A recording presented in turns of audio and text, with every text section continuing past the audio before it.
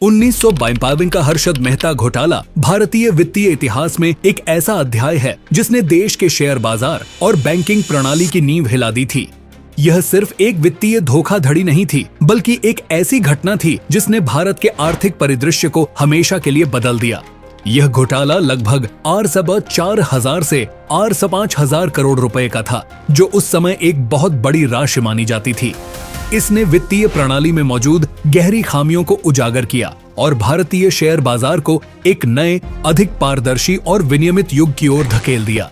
घोटाले के उजागर होने के बाद शेयर बाजार में भारी गिरावट आई, जिससे लाखों निवेशकों को करोड़ों का नुकसान उठाना पड़ा।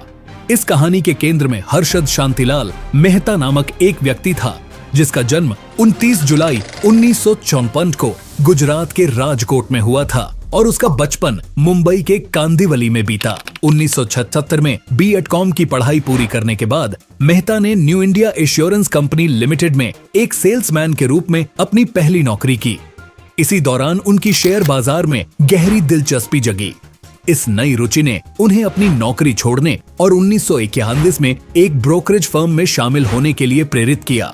हरि जीवन दास नेमीदास सिक्योरिटीज नामक फर्म में काम करते हुए मेहता ने प्रसन्न प्रजीवन दास को अपना गुरु बनाया और उनसे शेयर बाजार के हर दांव पेच को बारीकी से सीखा। 1984 में हर्षद मेहता ने अपनी खुद की company grow more research and asset management की स्थापना की और बॉम्बे स्टॉक एक्सचेंज BSE में ब्रोकर मेंबरशिप हासिल की।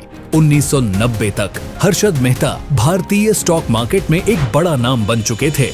उन्हें जल्द ही बिग बुल या शेयर बाजार का अमिताभ बच्चन कहा जाने लगा। उनकी आक्रामक ट्रेडिंग रणनीतियों और अभिनव वित्तीय उपकरणों के उपयोग ने उन्हें प्रसिद्धि दिलाई।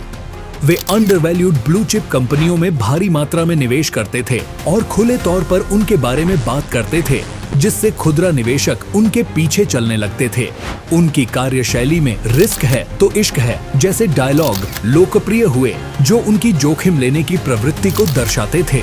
हर्षद मेहता को मीडिया और आम जनता द्वारा बिग बुल और शेयर बाजार का अमिताभ बच्चन के रूप में देखा गया। उनकी सफलता को एक रैग्स टू रिचेस कहानी के रूप में प्रस्तुत किया गया, जिसने कई लोगों को प्रेरित किया।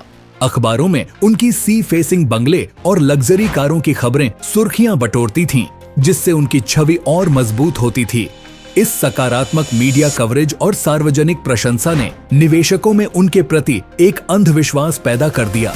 कई निवेशक बिना सोचे समझे मेहता के निवेश विकल्पों का अनुसरण करने लगे, यह मानते हुए कि वह जो भी छूते हैं वह सोना बन जाता है।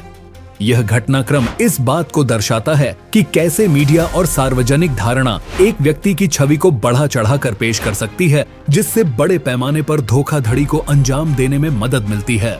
हर्षद मेहता घोटाले का मुख्य तरीका रेडी फॉरवर्ड NRF डील्स और बैंक रसीदों BRs का दुरुपयोग था। उस समय रेडी फॉरवर्ड डील बैंकों के बीच एक अल्पकालिक आरण लेन देन था, जिसमें एक बैंक दूसरे बैंक को सरकारी बॉन्ड के बदले पैसा उधार देता था। उस समय की व्यवस्था ऐसी थी कि बैंक सीधे एक दूसरे से संपर्क नहीं करते थे, बल्कि ब्रोकर के माध्यम से यह लेन देन करते थे।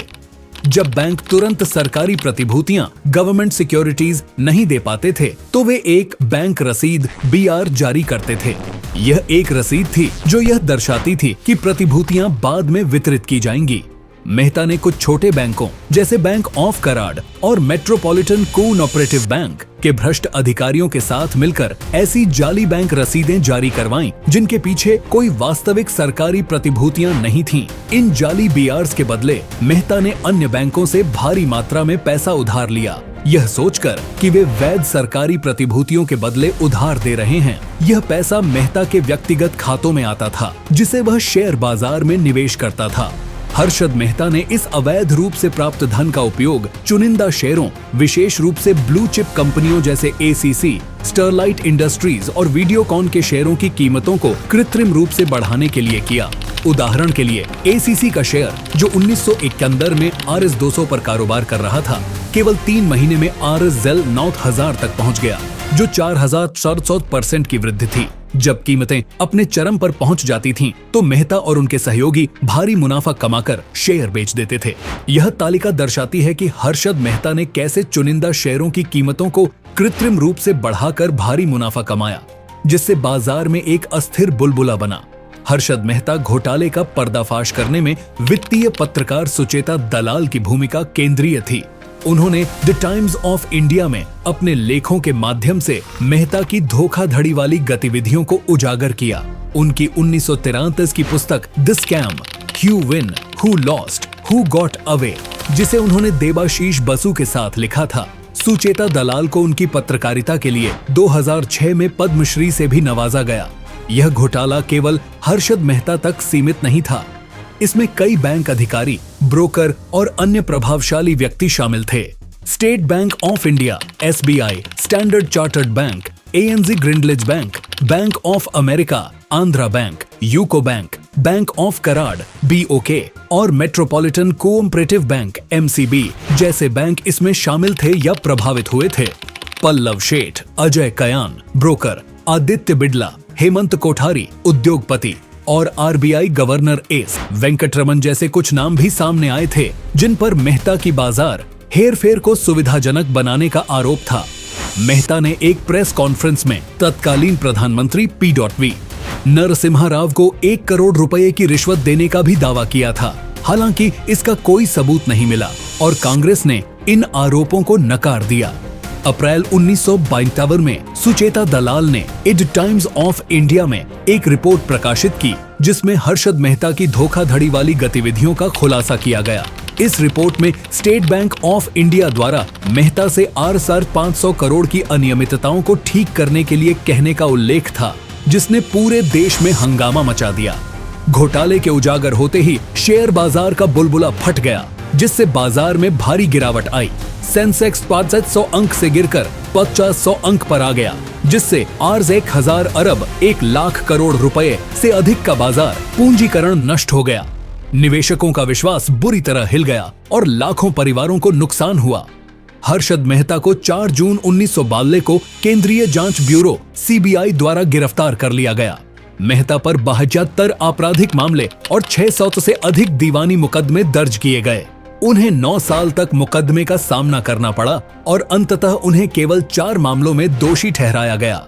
एक मामले में सुप्रीम कोर्ट ने उन्हें 5 साल की कठोर कारावास और Rs 25,000 का जुर्माना लगाया।